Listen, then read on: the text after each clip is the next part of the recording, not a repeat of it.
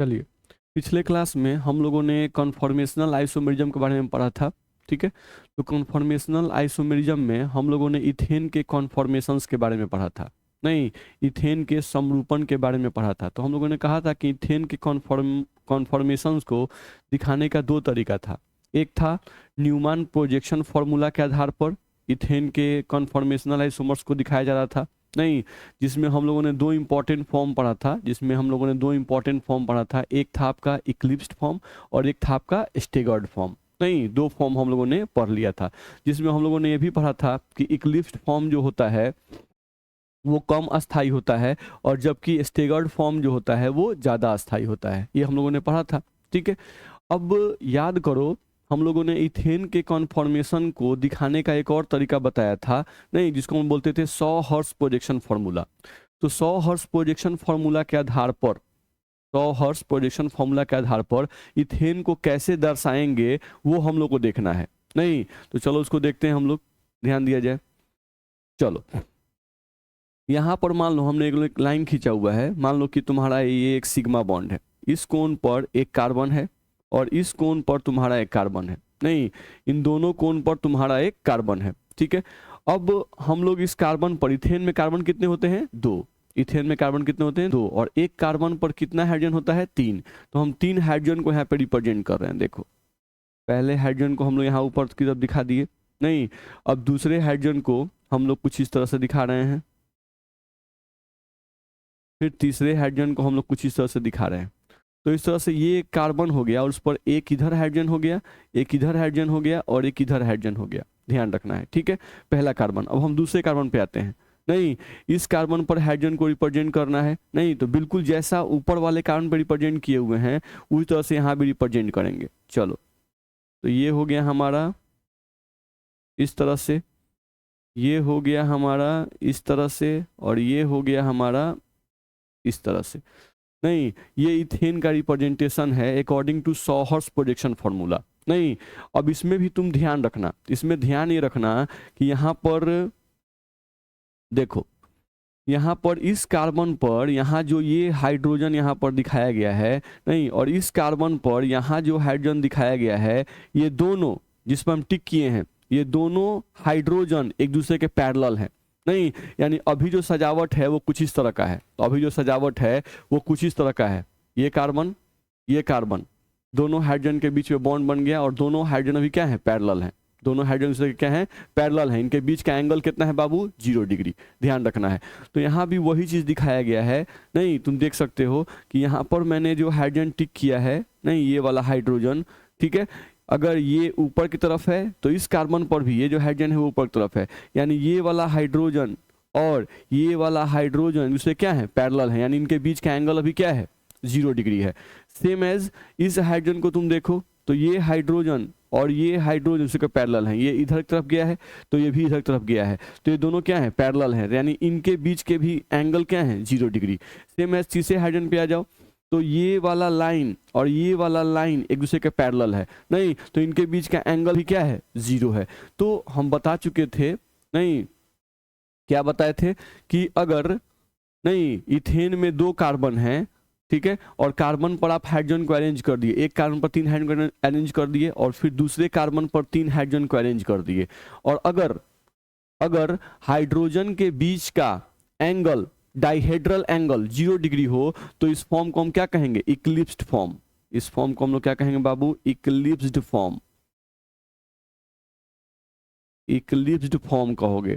नहीं, eclipsed form कहो या इसी को तुम चाहो इक्लिप्स्ड फॉर्म कहो, या इसी को तुम चाहो तो इक्लिप्स्ड कॉन्फॉर्मेशन कह सकते हो। ध्यान रखना है। चलो, अब हम लोग थोड़ा स्टेगर्ड फॉर्म बनाने की कोशिश करते हैं। देखो तो इस वाले कार्बन को, नहीं, मान लो ये हमारा फ्रंट कार्बन है, इस पर जैसा अरेंजमेंट है वैसा हम उतार दिए।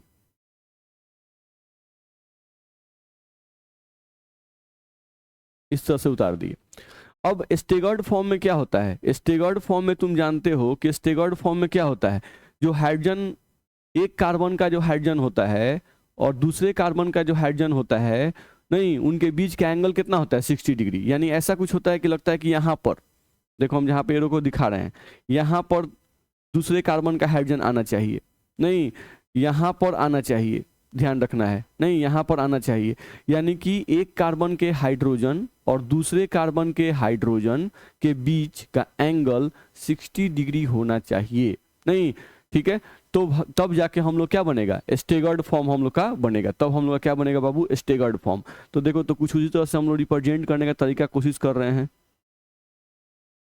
ये लाइन जो हम लोग खींचे वो ऐसा लगना चाहिए कि वो इसके पास आ रहा है, यहाँ पे आ रहा है, नहीं, इस लाइन को हम लोग खींच रहे हैं कि इसको उठाकर जो हम यहाँ रखें, नहीं, इसको उठा के जो हम यहाँ रखें तो ये ऐसे आना चाहिए, नहीं, यानी इस हाइड्रोजन और इस हाइड्रोजन के बीच में क्या आना चाहिए, 60 डिग्री का एंगल आना चाहिए। तो कुछ इस तरह का ही हम लोग का दिखना चाहिए, ठीक। फिर यहाँ पर एक हाइड्रोजन होना चाहिए ऐसे, नहीं, तो उसी को हम यहाँ दिखाएंगे कुछ इस तरह से, नहीं, ताकि इसको हम जब उठाएं यहाँ से पैरेलल ट्रांसफर यहाँ करके लाएं और यहाँ रखें तो यहाँ पर ये आ जाए और इनके बीच का एंगल कितना आ जाए, 60 डिग्री, ध्यान रखना है, ठीक है। अब हम लोग यहाँ पर खींच लिए, यहाँ पर खींच लिए, अब एक यहाँ पे आ जाएगा जो 60 डिग्री शो करेगा, नहीं, तो उसको हम लोग यहाँ पर खींच सकते हैं इस तरह से, ध्यान रखना है, नहीं, तो ये जो हम लोग का यहाँ पे आया वो यहाँ पे आ जाएगा इस तरह से यहाँ पर, तो यहाँ भी एंगल क्या हो जाएगा, 60 डिग्री।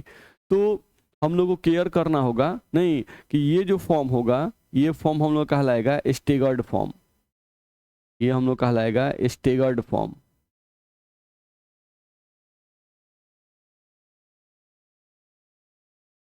ठीक है। तो इस तरह से आप ध्यान दे सकते हो। तो एक हो गया आपका इक्लिप्स्ड फॉर्म और एक हो गया आपका स्टेगर्ड फॉर्म, नहीं, एक हो गया आपका इक्लिप्स्ड फॉर्म और एक हो गया आपका स्टेगर्ड फॉर्म, ये हम लोग को ध्यान में रखना होगा, ठीक है। तो आई होप मेरी बात आपको समझ में आ गई होगी, ठीक है। चलो, यानी जस्ट इसका अगर समझा जाए तो हुआ क्या है, नहीं, इसमें अगर तुम देखोगे फर्स्ट वाले में जो इक्लिप्स्ड फॉर्म हम लोग खींचे हुए हैं, इसमें क्या है, एक कार्बन पर जैसा स्ट्रक्चर बनाया गया है दूसरे कार्बन पर भी बिल्कुल वैसा ही स्ट्रक्चर बना दिया गया है, देख रहे हो, जैसा ऊपर तो यहाँ भी ऊपर, जैसा इधर वैसा ही इधर, जैसा इधर वैसा ही इधर बना दिया गया है, नहीं। जबकि स्टेगर्ड फॉर्म में तुमको बनाना है तो एक कार्बन का स्ट्रक्चर जो पहले वाले में था फर्स्ट कार्बन पर वो तो स्ट्रक्चर बिल्कुल सेम उतार दिया गया, नहीं, अब जो दूसरा कार्बन है इस पर जो सजावट हम लोग को सजाना है वो क्या करना है, इसके जस्ट अपोजिट कर देना है, देख रहे हो, जैसे ऊपर लाइन है तो हम लोग नीचे लाइन कर दिए, इसमें इधर लाइन आया हुआ है, नहीं, तो हम लोग क्या कर दिए, इधर लाइन आया हुआ है तो हम लोग इधर लाइन कर दिए, इधर लाइन गया है तो इसको इधर कर देंगे। मेरी बात समझ में आ रही होगी आप लोगों को, नहीं, जस्ट उल्टा सजावट कर दो तो आपको स्टेगर्ड फॉर्म मिल जाएगा, नहीं, सेम सजावट कर दो तो इक्लिप्स फॉर्म मिल जाएगा, ये बस ध्यान रखना होगा, ठीक है। चलो, ऐसे ज्यादातर हम लोग को यूज कौन आता है, न्यूमैन प्रोजेक्शन फॉर्मूला ही ज्यादातर यूज में आता है, ज्यादातर आपके यूज में कौन आएगा बाबू, तो न्यूमैन प्रोजेक्शन फॉर्मूला ही आपके ज्यादातर यूज में आएगा, ठीक है। चलो आगे बढ़ते हैं। एक टर्म यहां दिया गया है टोरिजिनल स्ट्रेन, यहाँ एक टर्म लिखा हुआ है टोरिजिनल स्ट्रेन, तो टोरिजिनल स्ट्रेन, नहीं, क्या है भाई, समझा जाए। यदि किसी समरूपी समावयवी में दो अगल बगल के बीच का कोण, दो अगल बगल के बीच का कोण यानी डाइहेड्रल एंगल 60 डिग्री नहीं हो, यानी 60 डिग्री के अलावा कुछ और हो, नहीं, लिखा भी हुआ है इसके अलावा कुछ और हो, तो कहा जाता है कि उस स्ट्रक्चर में टोरिजिनल स्ट्रेन है, उस स्ट्रक्चर में क्या है बाबू, टोरिजिनल स्ट्रेन है, ठीक। तो टोरिजिनल स्ट्रेन क्या है, फिर से पढ़ो क्या लिखा हुआ है, यदि किसी समरूपी समावयवी में दो अगल बगल के परमाणुओं के बीच, यहां पर होना चाहिए दो अगल बगल के परमाणुओं या ग्रुप के बीच, दो अगल बगल के, दो अगल बगल के परमाणुओं, दो अगल बगल के परमाणुओं या ग्रुपों के बीच, ग्रुपों के बीच, दो अगल बगल के परमाणुओं या ग्रुपों के बीच का कोण 60 डिग्री नहीं हो, 60 डिग्री के अलावा कुछ और हो, ध्यान रखना है, इसके अलावा कुछ और हो तो कहा जाता है कि उस स्ट्रक्चर में टोरिजिनल स्ट्रेन है, ध्यान रखना है, ठीक है।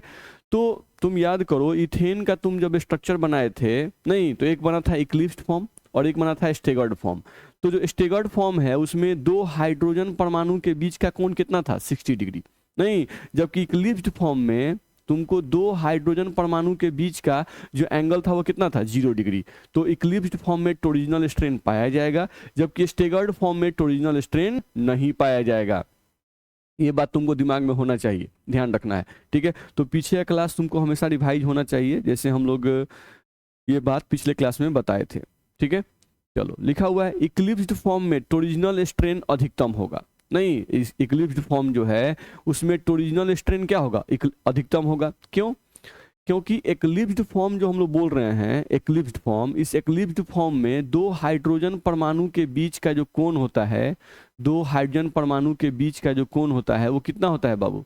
नहीं, 0 डिग्री। दो हाइड्रोजन परमाणु के बीच का कोण कितना होता है? 0 डिग्री। 60 डिग्री तो नहीं है, नहीं। तो अगर 60 डिग्री को छोड़कर कोई भी दूसरा कोण होगा तो हम लोग क्या कहेंगे कि उसमें टोरिजिनल स्ट्रेन पाया जाएगा, ठीक है। चलो, जबकि स्टेगर्ड फॉर्म में टोरिजिनल स्ट्रेन उपस्थित नहीं रहता है। क्यों? क्योंकि स्टेगर्ड फॉर्म में दो हाइड्रोजन, दो अगल बगल के हाइड्रोजन परमाणु के बीच का कोण 60 डिग्री होता है, ध्यान रखना है। स्टेगर्ड फॉर्म साम्यावस्था में रहता है, यानी स्टेबल रहता है, ध्यान रखना है। स्टेगर्ड फॉर्म जो होता है वो स्टेबल होता है, ठीक है। जबकि इक्लिप्स फॉर्म क्या होता है? अनस्टेबल। तो जिसमें भी स्ट्रेन पाया जाएगा, स्ट्रेन का मतलब क्या होता है? दबाव, विकर्षण, नहीं लड़ाई, ध्यान रखना है। तो जिस फॉर्म में स्ट्रेन पाया जाएगा, किसी भी प्रकार का स्ट्रेन, ध्यान रखना है, वो स्ट्रक्चर हमेशा क्या होगा? अनस्टेबल। वो स्ट्रक्चर हमेशा क्या होगा? अनस्टेबल। नहीं तो कोई पूछेगा तो इक्लिप्स्ड फॉर्म में टोरिजिनल स्ट्रेन अधिकतम होता है, जबकि स्टेगर्ड फॉर्म में टोरिजिनल स्ट्रेन उपस्थित नहीं रहता है। ये तुमको ध्यान में रखना होगा, ठीक है। चलो आगे बढ़ सकते हैं। यहां लिख रहा है इक्लिप्स्ड कॉन्फॉर्मेशन में एक कार्बन का हाइड्रोजन परमाणु दूसरे कार्बन के हाइड्रोजन परमाणु के बहुत नजदीक होता है, जिसके कारण विकर्षण उत्पन्न होता है। जिसके कारण क्या होता है बाबू? विकर्षण उत्पन्न होता है, ध्यान रखना है। वही ना, इक्लिप्स्ड कॉन्फॉर्मेशन में क्या होता है? दो हाइड्रोजन परमाणु के बीच का कोण 0 डिग्री हो जाता है। नहीं, यानी दोनों एक दूसरे क्या आते हैं? पैरेलल। दोनों से क्या होते हैं? पैरेलल। तो अगर दोनों दूसरे के पैरेलल होंगे, नहीं तो उनके बीच की दूरी क्या होगी बाबू? कम होगी। दूरी कम होगी तो इनके बीच विकर्षण ज्यादा होगा, तो स्ट्रेन उत्पन्न होगा। तो मॉलिक्यूल को वो क्या करेगा? अस्थायी कर देगा, ध्यान रखना है। वही हम इसको रोटेट कर दें, रोटेट कर दिए, नहीं तो अब दोनों के बीच का कोण बढ़ गया। कोण बढ़ जाएगा तो निश्चित रूप से दूरी बढ़ जाएगी। दूरी जब बढ़ जाएगी तो विकर्षण कम हो जाएगा। विकर्षण कम होगा तो स्टेबिलिटी बढ़ जाएगी। सिंपल कॉन्सेप्ट है। वही लिखा हुआ है कि इक्लिप्स्ड कॉन्फॉर्मेशन में एक कार्बन का हाइड्रोजन परमाणु दूसरे कार्बन के हाइड्रोजन परमाणु के बहुत नजदीक होता है, ठीक है, जिसके कारण विकर्षण उत्पन्न होता है। सही बात है भाई, समझ ही रहे हो तुम। इसी कारण से EF मतलब इक्लिप्स्ड फॉर्म की पोटेंशियल एनर्जी थोड़ी सी बढ़ जाती है और स्टेबिलिटी घट जाती है, ध्यान रखना है। नहीं, तुम भी जानते हो, जहां पर विकर्षण ज्यादा होगा, जहां पर विकर्षण क्या होगा? ज्यादा होगा, नहीं वहां पर एनर्जी बढ़ जाती है और स्टेबिलिटी क्या होती है? घट जाती है, ध्यान रखना है। तो इक्लिप्स्ड कॉन्फॉर्मेशन में नहीं, दोनों हाइड्रोजन के बीच का कोण 0, दोनों हाइड्रोजन के बीच की दूरी कम। जब दूरी कम होगी, नहीं तो विकर्षण ज्यादा होगा। जब विकर्षण ज्यादा होगा तो एनर्जी बढ़ जाएगी। जब एनर्जी बढ़ेगी तो स्टेबिलिटी घट जाएगी, ठीक। तो ये सब पॉइंट तुमको ध्यान रखना होगा, ठीक है। ध्यान से तुम लोग समझोगे तो सब बात तुम लोग को समझ में आ जाएगा, ठीक है। चलो, अब इथेन का कॉन्फॉर्मेशन हम लोग खींच चुके थे। अब यहां से हम लोग खींचना है कॉन्फॉर्मेशन ऑफ प्रोपेन। नहीं, मान लो हमको कॉन्फॉर्मेशन ऑफ प्रोपेन कोई कहता है खींचने के लिए, नहीं, और प्रोपेन का फॉर्मूला तुम जानते ही हो, CH3 CH2 CH3, ठीक है। यहाँ पर CH2 पे स्टार दिया गया है और CH3 पे स्टार दिया हुआ है। इसका मतलब क्या? नहीं, इसका मतलब ये है कि मान लो तुम यहाँ से 1 2 और इसको 3 मान लो, नहीं तो तुमको फर्स्ट और सेकेंड कार्बन के बीच जो सिग्मा बॉन्ड है, फर्स्ट और सेकेंड कार्बन के बीच जो सिग्मा बॉन्ड है, इस सिग्मा बॉन्ड के अराउंड ही तुमको रोटेशन करवाना है, ठीक है। फर्स्ट और सेकेंड सिग्मा बॉन्ड के बीच में, फर्स्ट और सेकेंड कार्बन एटम फर्स्ट और सेकेंड जो कार्बन एटम है उनके बीच जो सिग्मा बॉन्ड है उसी के अराउंड तुमको रोटेशन करना है, ध्यान रखना है। मान लो कि तुम फर्स्ट एटम जो है या सेकेंड एटम को तुम फिक्स कर दो, नहीं किसी एक एटम को तुम फिक्स कर दो। मान लो हम सेकेंड एटम को फिक्स कर दें, सेकेंड एटम को फिक्स कर दो और फर्स्ट एटम को क्या करो? फर्स्ट कार्बन एटम को क्या करो? रोटेट करो, ध्यान रखना है। नहीं। तो इस तरह से तुम देख सकते हो कि तुमको बहुत सारे कॉन्फॉर्मेशनल आइसोमर्स मिलेंगे। इस तरह से तुमको बहुत सारे कॉन्फॉर्मेशनल आइसोमर्स तुमको मिल जाएंगे। इसके भी अनगिनत कॉन्फॉर्मेशनल आइसोमर्स मिलेंगे नहीं, लेकिन इसमें भी तुम्हारा इंपॉर्टेंट होगा नहीं, कौन सा, एक्लिप्स्ड फॉर्म और स्टेगर्ड फॉर्म। नहीं, चलो बना के देखते हैं नहीं प्रोपेन का। चलो इसमें एक को फ्रंट कार्बन मान लेते हैं, किसी एक को फ्रंट कार्बन मान लो, जैसे हम इसको फ्रंट कार्बन मान लेते हैं, किसी एक को फ्रंट कार्बन मान लो कि ये तुम्हारा फ्रंट वाला है, फ्रंट कार्बन है, और ये तुम्हारा जो है बैक कार्बन है। एक को फ्रंट मान लो और एक को बैक कार्बन मान लो। चलो अब बैक कार्बन को कैसे दिखाए थे बाबू, तो सर्किल से। बैक कार्बन को दिखाते थे, तुम याद करो, सर्किल से। तो हम लोग यहाँ से एक सर्किल खींच दिए, ठीक है। चलो अब इसके बाद जो फ्रंट कार्बन था उसको दिखाते थे डॉट से, फ्रंट कार्बन को डॉट से, ठीक है। अब ये जो फ्रंट कार्बन है उस पर 3 बॉन्ड खींचेंगे, 1 बॉन्ड, 2 बॉन्ड, 3 बॉन्ड, ठीक है। अब फ्रंट कार्बन जो है यहाँ पर देखो, ऊपर फ्रंट कार्बन जो है उसमें कितने हाइड्रोजन है, 3। तो फ्रंट कार्बन पर 3 हाइड्रोजन बैठा दो, 1 2 3। नहीं, फ्रंट कार्बन जो है इस पे 3 हाइड्रोजन बैठा दिए।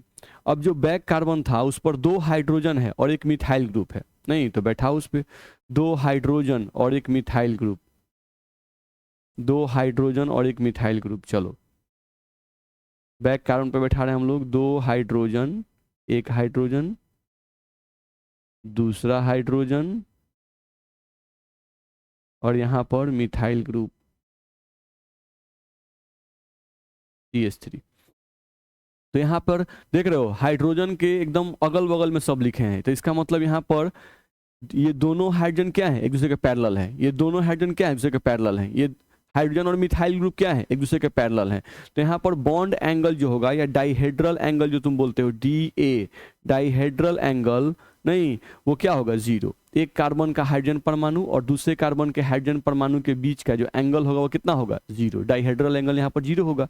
तो अगर डाइहेड्रल एंगल 0 होता है तो इसको कौन सा फॉर्म कहते हैं, eclipsed form, EF, eclipsed form कहेंगे। नहीं, अब इसी का हमको स्टेगर्ड फॉर्म लाना है, तो क्या करना है, हमको रोटेट कर देना है, या तो फ्रंट कार्बन को या बैक कार्बन को किसी एक को रोटेट कर दो। नहीं, कितना एंगल से, 60 डिग्री से, तुमको अपने यहाँ पे स्टेगर्ड फॉर्म मिल जाएगा। चलो बनाते हैं स्टेगर्ड फॉर्म।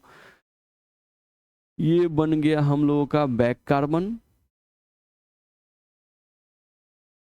और ये हम लोग का आ गया, डॉट दे दिए तो ये आ गया हम लोग का फ्रंट कार्बन। नहीं, अब फ्रंट कार्बन पर 3 हाइड्रोजन थे, नहीं फ्रंट कार्बन पर 3 हाइड्रोजन थे, ठीक है। अच्छा हम ऐसा करते हैं कि यहाँ पर जो हम लोग का, सॉरी ठीक ही था, यहाँ पर जो हम लोग फ्रंट कार्बन को रोटेट लिखे हैं, नहीं किसी को रोटेट कर सकते हो बाबू, ऐसा नहीं है, हम अपने सुविधा के अनुसार किसी को रोटेट कर सकते हैं। हम यहाँ फ्रंट कार्बन जो है उसको फिक्स करते हैं अपने सुविधा के अनुसार, और सेकेंड कार्बन को रोटेट करते हैं। आप किसी को कर सकते हैं। चलो तो फ्रंट कार्बन को फिक्स करते हैं, तो इस पर 3 हाइड्रोजन जैसे थे वैसे उतार दो, एक हाइड्रोजन, दूसरा हाइड्रोजन, और ये आ गया तुम्हारा तीसरा हाइड्रोजन। तो 3 हाइड्रोजन को तुम क्या कर दिए, फिक्स कर दिए, ठीक है। और जो बैक कार्बन था उसको तुम रोटेट कर दो। नहीं, तो बैक कार्बन जो था उसको रोटेट करना है, तो बैक कार्बन यानी सर्किल, नहीं, और कितने से रोटेट करना है, 60 डिग्री से। तो ये जो हाइड्रोजन तुमको दिख रहा है पिंक कलर का, वो हाइड्रोजन अब 60 डिग्री यहाँ दूर आ जाएगा, यानी कि अब ये जो हाइड्रोजन तुमको दिख रहा था, ये वाला हाइड्रोजन जो पिंक कलर का है, वो अब 60 डिग्री रोटेट कर कहाँ चला आएगा, यहाँ पे आ जाएगा, ठीक है। ये जो हाइड्रोजन तुमको यहाँ दिख रहा है, ये हाइड्रोजन, नहीं जिस पे हम कर्सर चला रहे हैं, ये हाइड्रोजन जो है वो अब घसक के कहाँ आ जाएगा, कुछ इधर आ जाएगा। और यहाँ जो मिथाइल ग्रुप तुमको दिख रहा है, ये 60 डिग्री रोटेट कर कहाँ चलाएगा, यहाँ पे आ जाएगा बीच में कहीं।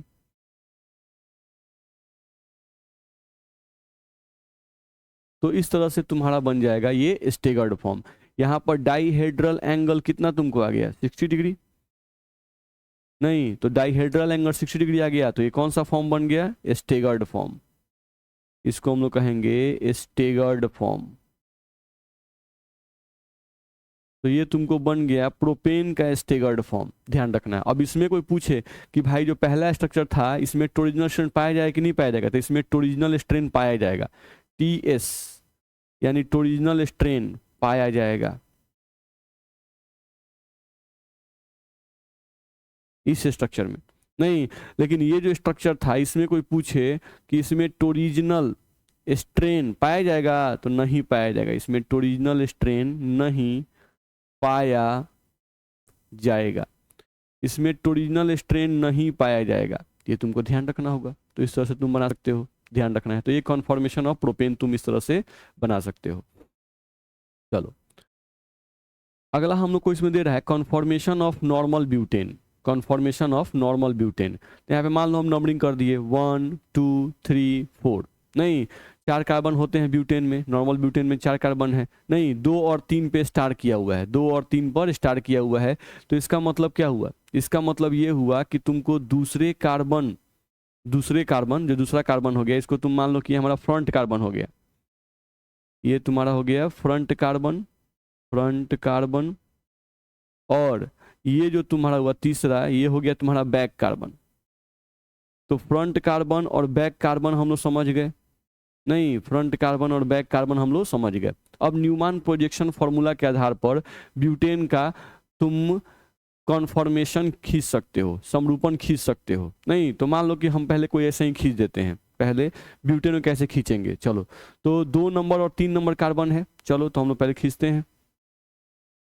ये हो गया हम लोगों का बैक कार्बन, नहीं तो बैक कार्बन का मतलब 3 नंबर कार्बन है, जो सर्किल हम खींचे वो कितना नंबर कार्बन है बाबू, तो वो है तुम्हारा 3 नंबर कार्बन। अब ये हो गया तुम्हारा डॉट, तो ये जो डॉट हुआ वो कितना नंबर कार्बन हो गया, 2 नंबर कार्बन, इसको फ्रंट कार्बन माने हैं। चलो अब जो 2 नंबर कार्बन है फ्रंट कार्बन, इस पर हाइड्रोजन कितना है 2, इस पे हाइड्रोजन कितना है 2, और मिथाइल ग्रुप कितना है 1, नहीं चलो तो इस फ्रंट कार्बन पर हम लोग हाइड्रोजन को डाल रहे हैं कितना 2, फ्रंट कार्बन पे हाइड्रोजन है 2, तो चलो हाइड्रोजन डालते हैं। ये हो गया हमारा एक हाइड्रोजन, ये हो गया हमारा दूसरा हाइड्रोजन, और फ्रंट कार्बन पर अगला ग्रुप कौन सा है, तो मिथाइल ग्रुप, तो ये डाल सकते हैं हम लोग। चलो अगले पॉइंट पे आ जाओ। अब तुम आ जाओ बैक कार्बन पर, तो बैक कार्बन को तुम अगर देख रहे हो तो बैक कार्बन पर भी 2 हाइड्रोजन है और एक मिथाइल ग्रुप है, नहीं 3 नंबर कार्बन, तो बैक कार्बन पर भी 2 हाइड्रोजन और एक मिथाइल ग्रुप। तो मान लो कि अभी हम लोग इसका ऐसा ही स्टेबल फॉर्म खींच रहे हैं, स्टेगर्ड फॉर्म नहीं, स्टेबल फॉर्म यानी स्टेगर्ड फॉर्म खींच रहे हैं, नहीं स्टेगर्ड फॉर्म स्टेबल होता है। तो चलो 3 नंबर कार्बन पर 2 हाइड्रोजन, तो चलो 60 डिग्री एंगल पे बना दो इसको, हाइड्रोजन और एक मिथाइल ग्रुप।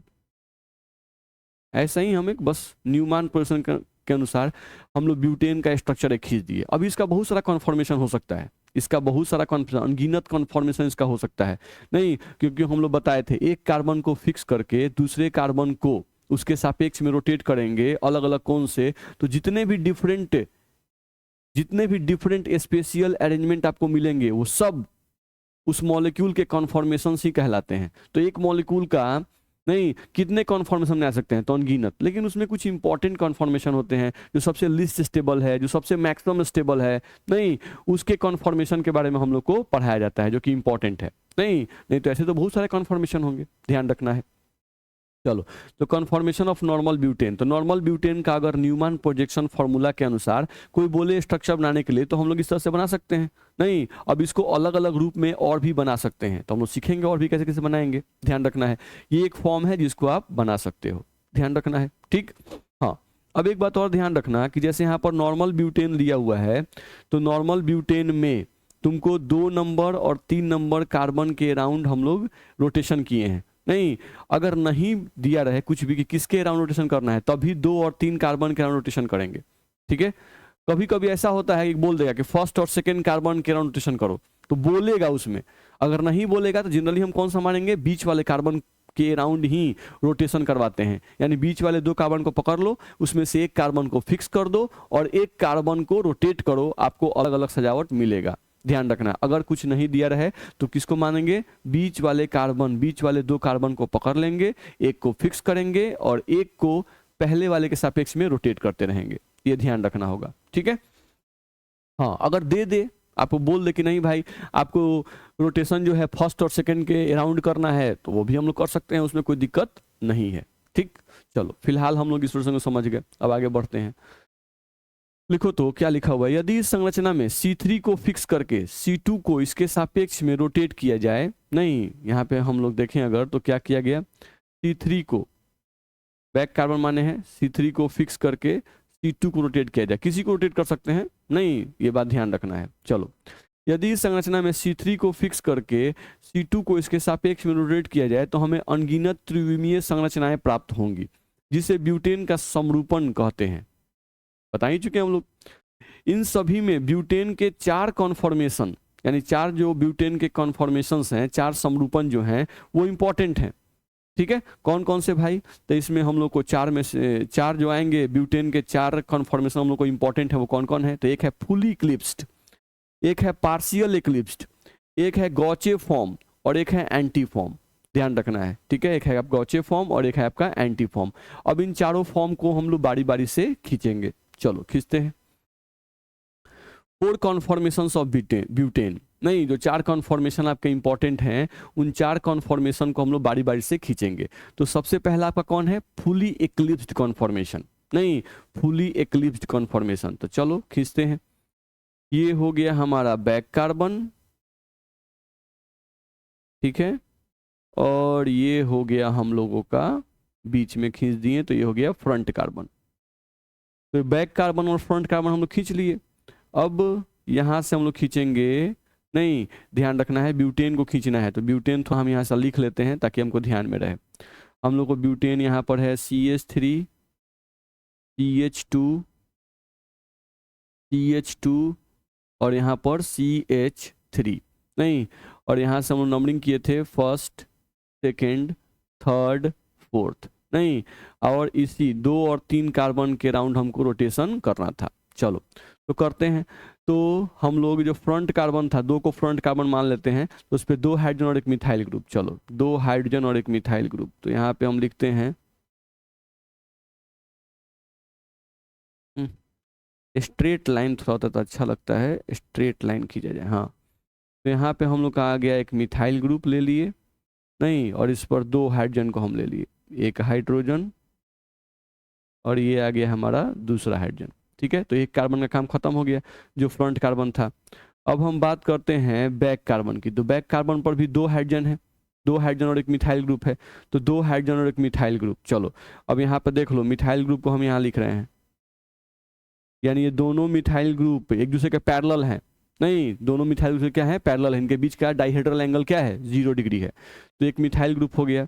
अब यहाँ से लिख देंगे एक हाइड्रोजन,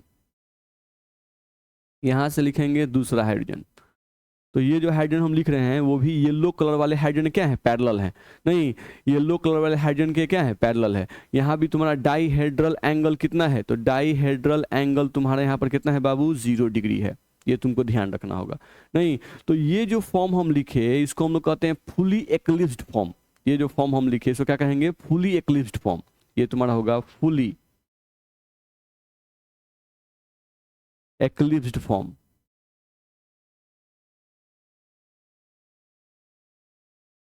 फुली एक्लिप्स्ड फॉर्म, ध्यान रखना है। अब इसमें केयर करना कि यहाँ जो 2 मिथाइल ग्रुप हैं इन्हीं को मेजर ग्रुप मानना, नहीं 2 जो मिथाइल ग्रुप है तुम्हारे मेन ग्रुप यही है, मेजर मतलब क्या होता है, मेन ग्रुप। तो ये तुम्हारे 2 को मेन ग्रुप हैं, नहीं इनके बीच का डाइहेड्रल एंगल हम लोग को मेन चेक करना है। तो अगर इनके बीच का 2 जो मेन ग्रुप हैं, हाइड्रोजन तो है ही, नहीं अब हाइड्रोजन के अलावा कार्बन पर कोई और ग्रुप है तो उसको मेन ग्रुप मान लो, बड़े जो अल्काइल ग्रुप है उनको मेन ग्रुप मान लिए। तो ये तुम्हारा मेन ग्रुप है। अब मेन ग्रुप के बीच का एंगल तुमको चेक करना है, तो मेन ग्रुप के बीच का एंगल अगर 0 डिग्री आ गया तो उसको क्या कहेंगे, फुली एक्लिप्स्ड फॉर्म। क्या कहेंगे उसे, फुली एक्लिप्स्ड फॉर्म। चलो अब इसी को हम लोग 60 डिग्री से रोटेट करेंगे, इसी को हम लोग क्या करेंगे, 60 डिग्री से रोटेट करेंगे। तो अगला स्ट्रक्चर हम लोग क्या मिलता है वो हम लोग देखा जाए। तो ये हमने बना दिया बैक कार्बन, अब हम बना रहे हैं यहाँ से फ्रंट कार्बन, ये हो गया तुम्हारा फ्रंट कार्बन। चलो फ्रंट कार्बन पर जो मिथाइल है उसको जैसा है वैसा उतार दिए, CH3, इस पर 2 गो H था उस H को भी उतार दिए, एक H और ये तुम्हारा दूसरा H, ठीक है। अब हमारा जो बैक कार्बन है, नहीं जो बैक कार्बन है, इस बैक कार्बन पर हमको क्या करना है, रोटेट करना है। अब इस जो मिथाइल दूसरे के पैरेलल हैं इनको 60 डिग्री से रोटेट कर दिए, तो अब यही मिथाइल जो है अब यहाँ पे आ जाएगा। जो हाइड्रोजन ये पैरेलल था वो हाइड्रोजन अब यहाँ आ जाएगा, 60 डिग्री से रोटेट कर गया। नहीं, जो हाइड्रोजन यहाँ पर था वो अब रोटेट करके यहाँ आ जाएगा। नहीं, तो यहाँ पर तुम देखोगे तो यहाँ पर दो मेजर जो ग्रुप थे उनके बीच का डाइहेड्रल एंगल जो था वो कितना आ गया, 60 डिग्री। दो मेजर ग्रुप के बीच का एंगल कितना आ गया, 60 डिग्री। यहाँ पर तुम 60 डिग्री से तुम रोटेट किए हो। यहाँ पर तुम क्या किए हो बाबू, 60 डिग्री से इनको रोटेट किए हो। हम यहाँ लिख दे रहे हैं कि तुम लोग क्या किए हो, तो 60 डिग्री से हम लोग रोटेट किए हैं। नहीं, तो डाइहेड्रल एंगल दो मेन ग्रुप, दोनों मिथाइल ग्रुप के बीच का डाइहेड्रल एंगल कितना आ गया, 60 डिग्री। तो ये तुम्हारा हो जाएगा स्टेगर्ड फॉर्म। नहीं, अब स्टेगर्ड फॉर्म में भी कौन सा फॉर्म होगा, तो गॉचे फॉर्म।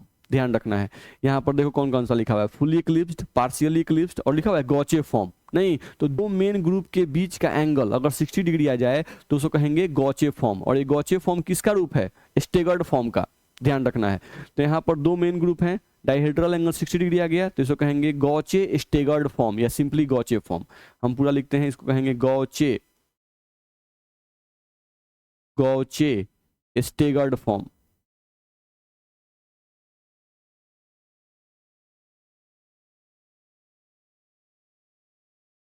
इसको हम लोग कहेंगे गॉचे स्टेगर्ड फॉर्म, ये ध्यान रखना होगा। चलो अब तीसरा स्टेप बनाने की कोशिश करते हैं, तीसरे में भी आ जाएं। तो ये हो गया हमारा, फिर 60 डिग्री से रोटेट करना है। चलो अब फ्रंट कार्बन खींचते हैं, यहाँ पर आ गया हमारा फ्रंट कार्बन। ठीक है, अब फ्रंट कार्बन जैसा है वैसा उतार दो, मिथाइल ग्रुप, हाइड्रोजन, हाइड्रोजन उतार दिए। अब बैक कार्बन जो था, नहीं, उसको फिर 60 डिग्री रोटेट किए। तो रोटेट करेंगे तो ये जो मिथाइल तुमको दिख रहा है, नहीं सेकेंड स्ट्रक्चर में जो मिथाइल तुमको दिख रहा है वो जब 60 डिग्री रोटेट होगा तो क्या होगा, ये जो नीचे वाला पीला रंग का हाइड्रोजन है इसके पैरेलल हो जाएगा। नीचे वाले हाइड्रोजन के ये क्या होगा, पैरेलल हो जाएगा।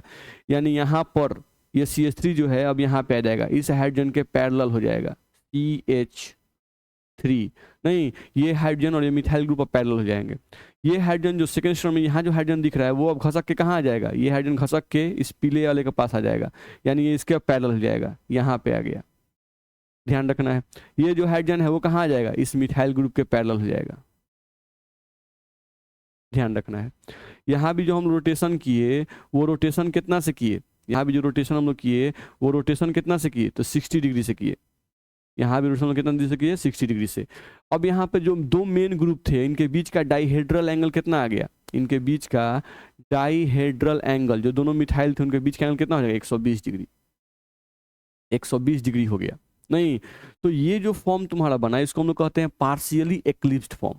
इसको हम लोग क्या कहते हैं, पार्शियली एक्लिप्स्ड फॉर्म। ध्यान रखना है, इस फॉर्म में देखा जाए तो इस फॉर्म को हम लोग कहेंगे partially एक्लिप्स्ड form, partially एक्लिप्स्ड form.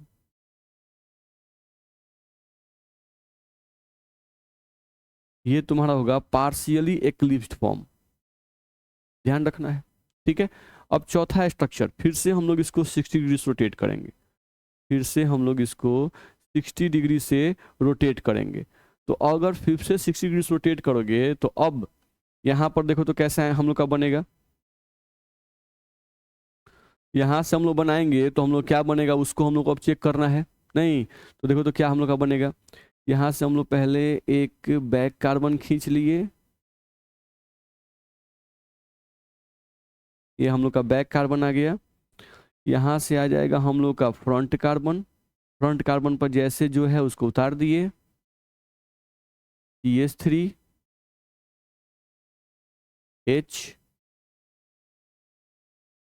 H उतार दिए। नहीं, और इसको अब 60 डिग्री रोटेट करेंगे, तो 60 डिग्री रोटेट करेंगे तो क्या होगा, चलो अब थर्ड स्ट्रक्चर में जो मिथाइल ग्रुप है वो यहाँ से खसक के यहाँ बीच में आ जाएगा,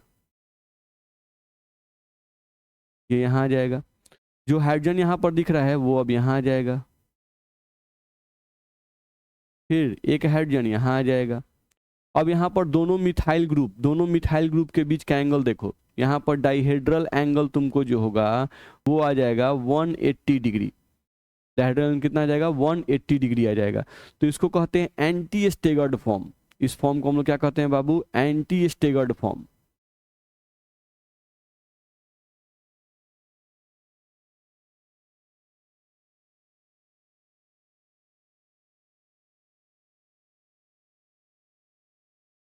ये तुम्हारा कहलाएगा एंटी स्टेगर्ड फॉर्म, ध्यान रखना है।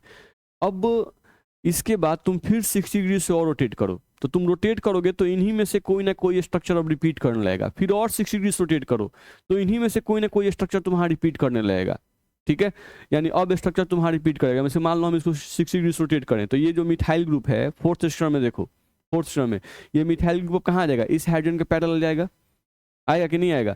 तो जैसा ही मिथाइल ग्रुप हाइड्रोजन के पैरेलल आ गया तो देखो, तो जो अगला स्ट्रक्चर तुमको मिलेगा, नहीं इसको तुम पांचवा स्ट्रक्चर कहोगे, वो तुम्हारा तीसरा स्ट्रक्चर की तरह होगा कि नहीं? तीसरे स्ट्रक्चर में देख रहे हो मिथाइल और हाइड्रोजन क्या है? इसके पैरेलल है। नहीं तो यहाँ भी अगर तुम इसको 60 रोटेट करोगे, 60 रोटेट करोगे तो ये मिथाइल इस हाइड्रोजन के पैरेलल जाएगा। तो फिर से तुमको जो फिफ्थ स्ट्रक्चर बनेगा वो थर्ड स्ट्रक्चर की तरह सेम हो जाएगा।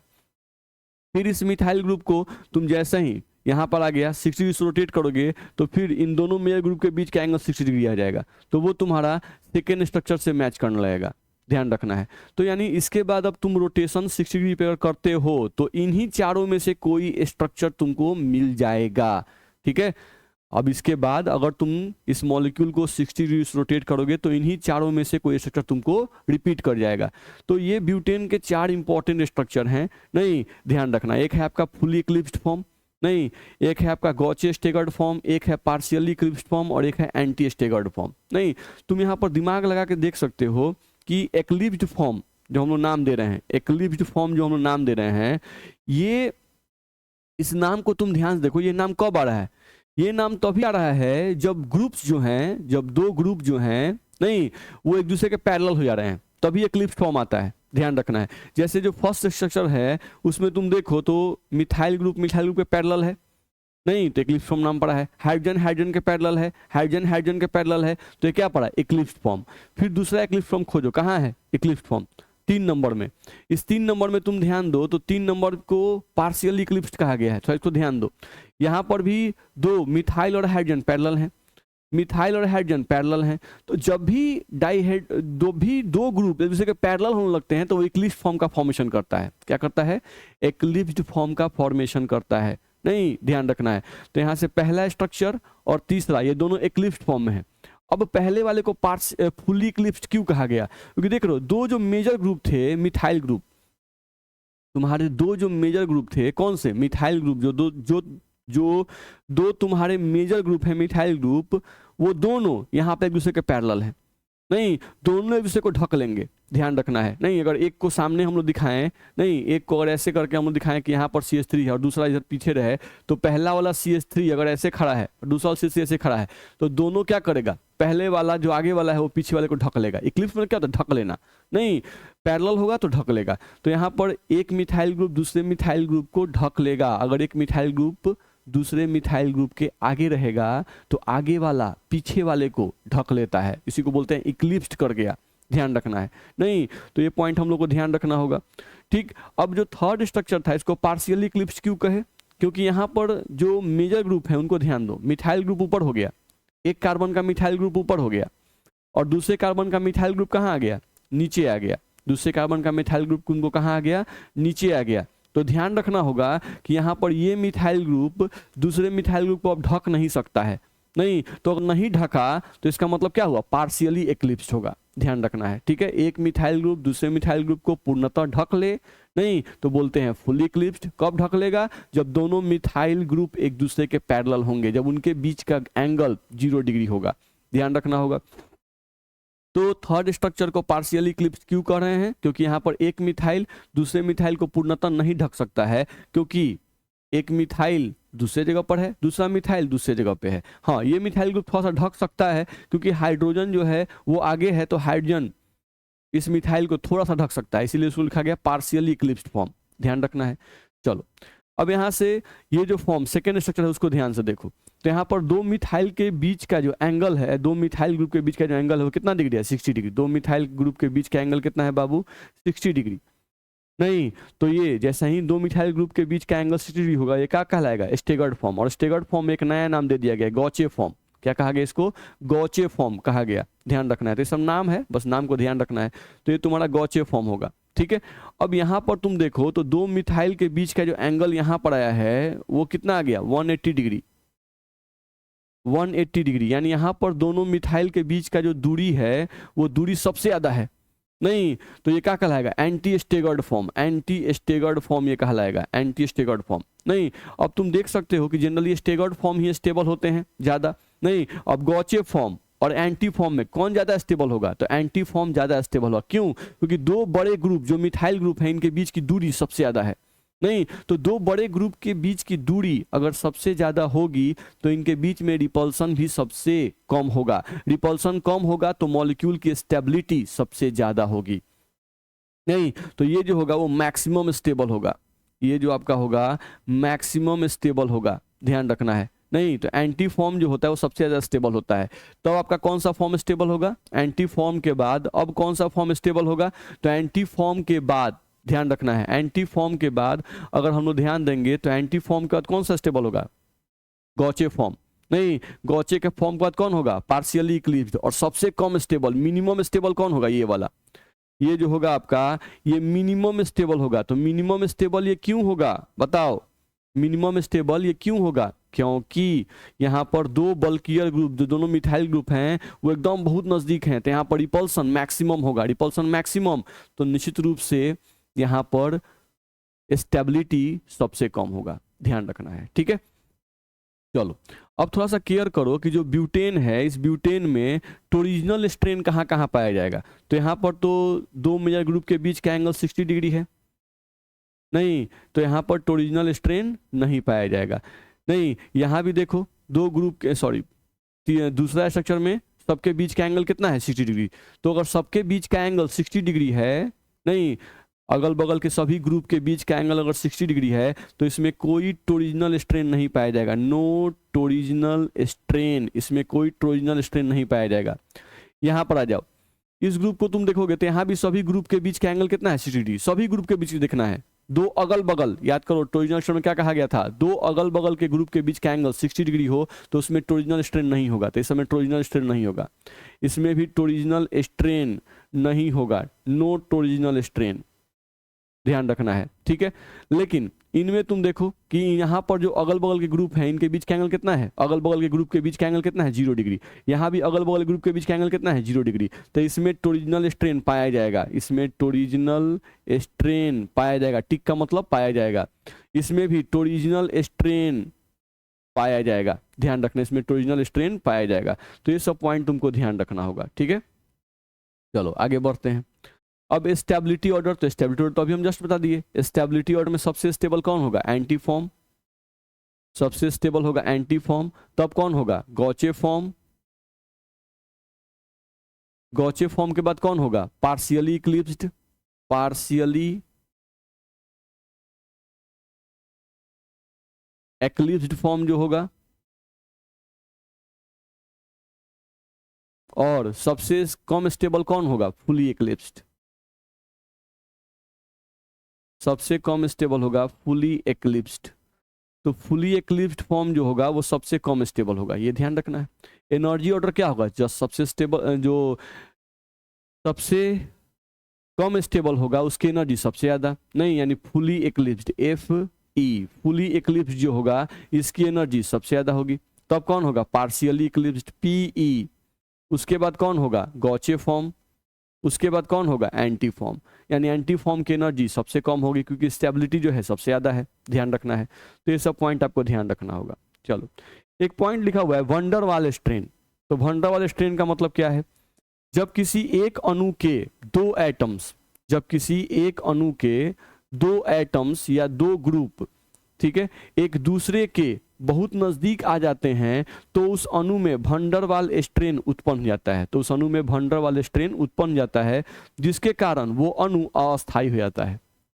तो वन डर वाल स्ट्रेन किसके लिए बात कर रहा है, थोड़ा ध्यान से देखो, हम लोग पीछे आते हैं। यहाँ पर तुम देखो तो जो ब्यूटेन का हम लोग फुली इक्लिप्स्ड फॉर्म बनाए हैं उसमें तुम देखो ये मिथाइल और ये मिथाइल जो है, नहीं इनके बीच नहीं दूरी बहुत कम है, इनके बीच में दूरी क्या है, बहुत कम है। नहीं तो यहाँ पर टोरिजिनल स्ट्रेन भी है क्योंकि डाइहेड्रल एंगल 60 डिग्री नहीं है दो अगल बगल के ग्रुप में, तो इसमें टोरिजिनल स्ट्रेन भी पाया जाएगा और साथ साथ वन डर वाल स्ट्रेन भी यहाँ पाया जाएगा, ध्यान रखना है। दूसरे स्ट्रक्चर में आओ, यहाँ पर देखो दो मिथाइल, पहला मिथाइल जो येलो कलर का है और दूसरा मिथाइल जो पिंक कलर का है, इन दोनों के बीच का एंगल 60 डिग्री है। तो यहाँ पर टोरिजिनल स्ट्रेन तो नहीं पाया जाएगा क्योंकि दो अगल बगल के बीच के ग्रुप का एंगल अगर 60 डिग्री होता है तो टोरिजिनल स्ट्रेन 0 होता है, तो यहाँ टोरिजिनल स्ट्रेन तो नहीं पाया जाएगा। लेकिन इन दोनों मिथाइल ग्रुप को अगर तुम फैला के लिखोगे तो इसके हाइड्रोजन और इसके हाइड्रोजन के बीच में टकराव होगा, नहीं तो उसमें टोरिजिनल स्ट्रेन सॉरी इसमें वन डर वाल स्ट्रेन पाया जाएगा, ध्यान रखना है। तो यहाँ पर तुमको वन डर वाल स्ट्रेन यहाँ पाया जाएगा, ध्यान रखना है। इस स्ट्रक्चर में नहीं, इस स्ट्रक्चर में मैक्सिमम वन डर वाल स्ट्रेन होगा, इसमें उससे कम होगा। यहाँ पर भी वन डर वाल स्ट्रेन पाया जाएगा, यहाँ भी वन डर वाल स्ट्रेन पाया जाएगा। लेकिन इस स्ट्रक्चर में देखो एक मिथाइल ग्रुप और दूसरा मिथाइल ग्रुप के बीच का एंगल कितना हो गया, 180 डिग्री, तो यहाँ पे वन डर वाल स्ट्रेन नहीं पाया जाएगा।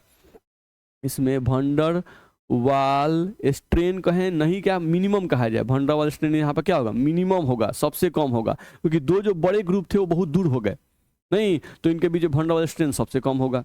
तो ये पॉइंट तुमको ध्यान में रखना पड़ेगा। तो वन डर वाल स्ट्रेन जो है वो एंगल पे डिपेंड नहीं करता है, टोरिजिनल स्ट्रेन एंगल पे डिपेंड करता है, लेकिन वन डर वाल स्ट्रेन डिपेंड करता है कि दो जो बड़े बड़े ग्रुप हैं नहीं उनके बीच की दूरी कितनी है। अगर दूरी बहुत कम तो वन डर वाल स्ट्रेन सबसे ज़्यादा, वन डर वाल स्ट्रेन उससे कम हो गया, वन डर वाल स्ट्रेन फिर यहाँ पर थोड़ा सा हम लोग का क्या होगा, यहाँ पर ज़्यादा होने लगेगा कि एंगल 0 हो रहा है, और यहाँ वन डर वाल स्ट्रेन क्या होगा, मिनिमम हो जाएगा। तो ये सब पॉइंट तुमको ध्यान रखना होगा। तो वही वन डर वाल स्ट्रेन के बारे में लिखा गया है, तुम पढ़ सकते हो इसके बारे में। गॉचे स्टेगर्ड में वन डर वाल स्ट्रेन ज़्यादा होता है, गॉचे स्टेगर्ड में वन डर वाल स्ट्रेन ज़्यादा होता है एंटी स्टेगर्ड के सापेक्ष में। एंटी स्टेगर्ड में क्या होता है, कम होता है। नोट, गॉचे स्टेगर्ड तथा एंटी स्टेगर्ड में टोरिजिनल स्ट्रेन नहीं पाया जाता है, ध्यान रखना। गॉचे स्टेगर्ड तथा एंटी स्टेगर्ड में टोरिजिनल स्ट्रेन नहीं पाया जाता है। क्यों? क्योंकि गॉचे फॉर्म में भी अगल बगल के परमाणुओं या ग्रुप के बीच का एंगल 60 डिग्री होता है, और एंटी फॉर्म में भी अगल बगल के ग्रुप और परमाणुओं के बीच का एंगल कितना होता है, 60 डिग्री।